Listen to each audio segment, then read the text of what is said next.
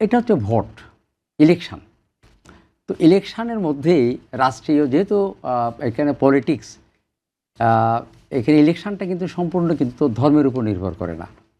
তো এখানে ইলেকশন করতে গিয়ে আমরা বেহেশতের কথা, দোজকের কথা বলবো কেন?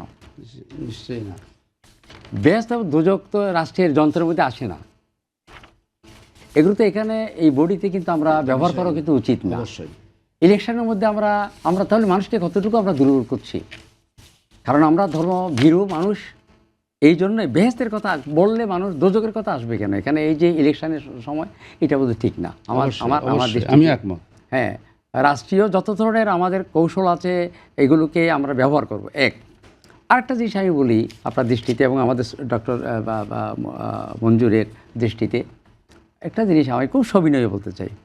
দেখেন, ঢাকা বিশ্ববিদ্যালয়ের প্রাচ্য অক্সফোর্ড এতদিন ধরে ঢাকা বিশ্ববিদ্যালয়ের ছাত্রলীগের সঙ্গে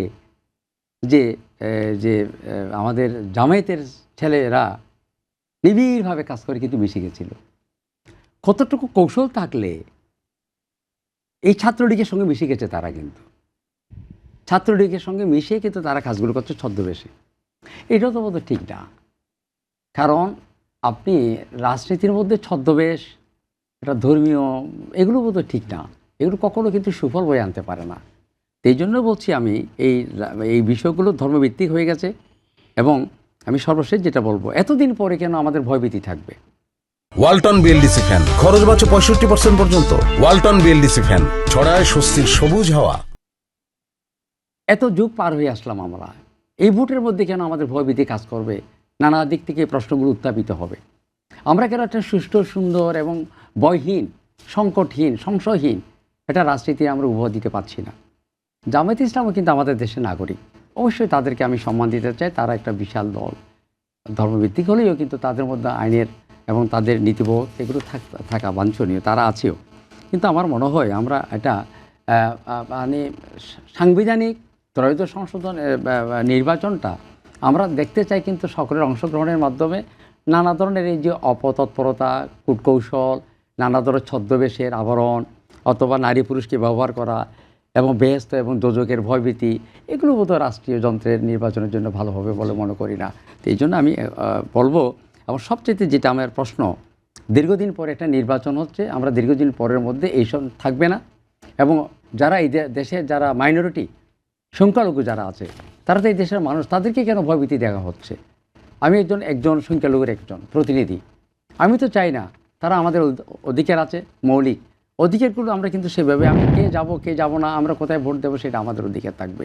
আমার মনে হয় এই জন্যই আমি আজকে আবারও বলবো, আমাদের একটি চেয়ারম্যান মহোদয় জনাব তারেক রহমান সাহেব বলছে, রেইনবো নেশনের কথা বলছে, ধর্ম, বর্ণ, জাতি, গোষ্ঠী সকলকে অবদান দিয়ে বলছে আপনারা সেখানে যাবেন এবং যতটুকু প্রয়োজন আমাদের নিরাপত্তা দেওয়া, এটা একটা বিশাল ব্যাপার। কিন্তু নিরাপত্তার কথা বলছি, কিন্তু কেন আমি আবারও বলছি, ওনার বয়স কিন্তু বেশি না, আমার চেয়ে অনেক কম, কিন্তু রাজনীতির দূরদর্শিতা বর্তমান তিনি অনেক ম্যাচিউর হয়ে গেছে, প্রজ্ঞাবান হয়ে গেছে।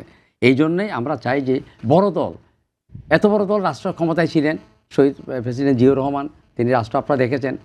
আপনি প্রত্যেকটা মানুষ আমি জিজ্ঞাসা করি, এই দল কি ক্ষমতায় যেতে পারে না? এই দল কি রাষ্ট্র শাসন করতে পারবে না? যেই দল এতদিন পর্যন্ত দেশের দায়িত্ব নিয়েছে, 3 বারের প্রধানমন্ত্রী ছিলেন এবং শহীদ রাষ্ট্রপতি দেশ চালনা করেছেন, এবং এত বড় একটা দলকে এইভাবে করা, হেয় প্রতিপন্ন করা কেউ আমার মনে এটা বলতে ঠিক হবে না। এবং ওইভাবে কলাকৌশল করে একটা দল নাই বলেই, অত বিগত সরকারের দল নাই বলেই এটাকে আমাদের বড় দলকে এইভাবে করে একটা সংখ্যার মধ্যে রেখে এবং বাধাগ্রস্ত করার যে নানা ধরনের সংকট সৃষ্টি করছে, উপায় সৃষ্টি করছে, এটা বোধহয় ঠিক হবে না, মানুষ মানবে না। এই জন্য আমি চাই বর্তমান সরকারকে, নির্বাচন কমিশনের কাছে আমি অনুরোধ জানাবো, এবং নির্বাচন কমিশনকে ঘিরে যেসব রাষ্ট্রযন্ত্র কাজ করছে তাদের কাছে, এবং আইন সংস্থা যারা আছে, আইন সংস্থা বাহিনী, তাদেরকে আইনি সুরক্ষা দেওয়ার জন্য আমি আমাদের জেনারেল ওয়াকারুজ্জামান সেনাবাহিনী প্রধানকেও এবং বিভিন্ন সংস্থাকে আমরা অনুরোধ জানাবো, দেশের মানুষ কিন্তু ভয়হীনভাবে, আমরা সবাই কিন্তু একটা সুষ্ঠু নির্বাচন দেখতে চাই। আপনারা আসুন, আমার মনে হয় কোনো ধরনের না, কোনো পক্ষ বিপক্ষ না, নিরপেক্ষ। আমি বলবো যে সেখানে আপনারা সুষ্ঠুভাবে ভোট দিয়ে আপনি যাকে আপনারা ক্ষমতায় আসবেন তারা নেবে, কিন্তু এর আগে আবরণের মধ্যে থেকে ছদ্মবেশে কোনো কাজ করাটা বোধহয় আমাদের জন্য কখনো সুখকর হবে না। আমি চাই একটা সুষ্ঠু নির্বাচন, আমি একজন বৌদ্ধ হিসাবে, একজন শিক্ষক হিসাবে, এবং আমি চাই একটা মানবিক রাষ্ট্র গঠন হোক। এখানে প্রয়োজন আমাদের আর্থসামাজিক অবস্থার মধ্যে উন্নতি হোক। এতদিন পরে মানুষ কিন্তু চেয়ে আছে একটি সুন্দর নির্বাচনের জন্য।